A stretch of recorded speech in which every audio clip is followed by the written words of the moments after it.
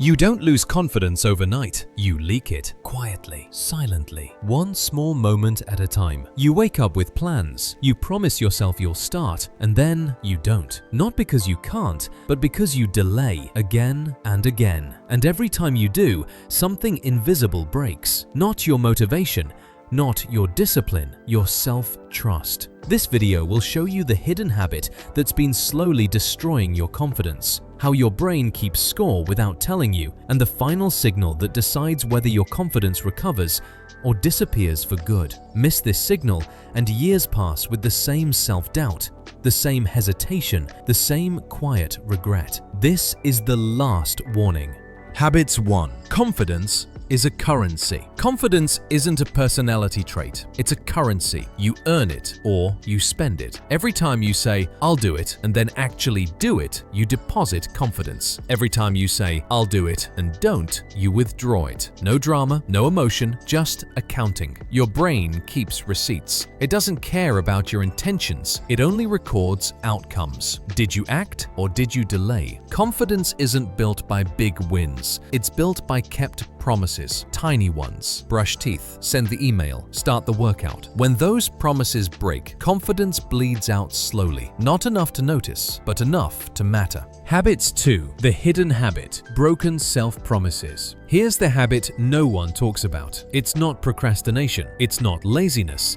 It's breaking promises to yourself, not once, but repeatedly. You tell yourself, "Tomorrow." Your brain hears, "Lie." You tell yourself, "Later." Your brain hears, "Unreliable." You tell yourself, "I'll start Monday." Your brain hears, "Don't trust this voice." Not consciously, subconsciously. Over time, your inner voice loses authority. You stop believing yourself. So when you finally say, "This time I mean it," your brain shrugs, because history says otherwise. Habits 3. Why confidence feels gone. People think confidence disappears because they failed too much. Wrong. Confidence disappears because they delayed too much. Failure with effort still builds identity. Delay builds doubt. Every delay sends a signal, "I can't be counted on." And identity forms from repetition. You stop seeing yourself as someone who acts. You become someone who plans, someone who watches, someone who waits. Dreams stay alive, but belief erodes. And the most dangerous part, your brain adapts. It lowers expectations to avoid disappointment. You aim lower, you try less, not because you're weak, but because your confidence account is empty. Habits 4.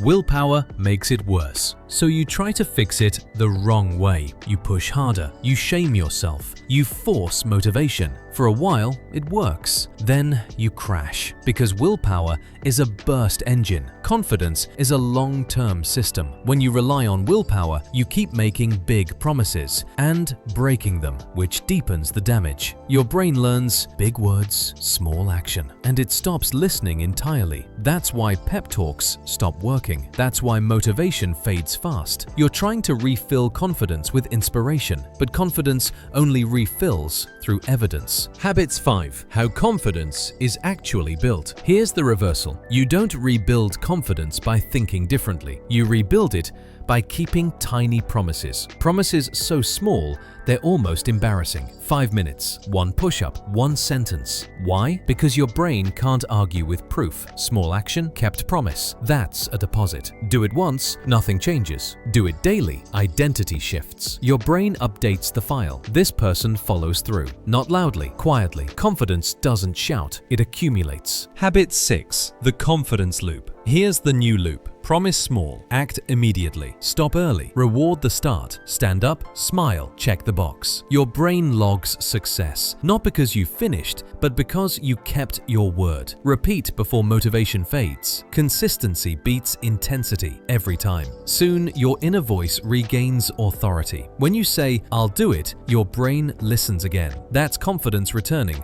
not as a feeling, as a fact. Final habits. The moment that decides everything. Here's the final signal. The moment you notice resistance and act anyway. That moment is the fork. One path reinforces self-doubt, the other rebuilds self-trust. You won't feel ready, you won't feel confident, you'll feel resistance. That's the signal. Ignore it and tomorrow looks exactly like today. Answer it and identity begins to change. Not overnight, but permanently. You are not broken, you are trained.